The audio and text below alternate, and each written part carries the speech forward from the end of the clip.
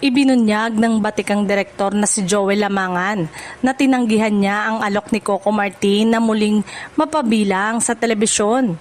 Ayon kay Lamangan, inalok siyang gumanap sa bagong action series sa Sigabo, ngunit mas pinili niyang ituon ang kanyang oras at lakas sa pagdidirect ng mga pelikula.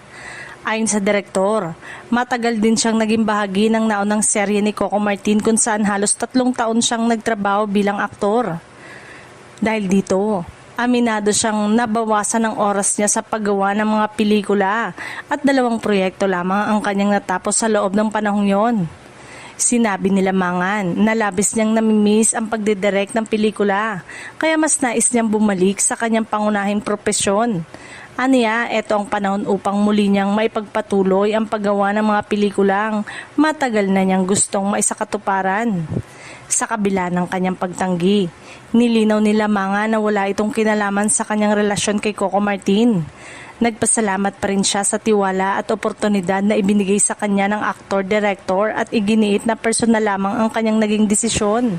Samantala, inaabangan pa rin ng maraming manonood ang Sigabo habang inaasahan din ng mga tagahanga ni Joel Lamangan ang kanyang pagbabalik sa paggawa ng mga dekalidad na pelikula na naging tatak ng kanyang matagumpay na karera.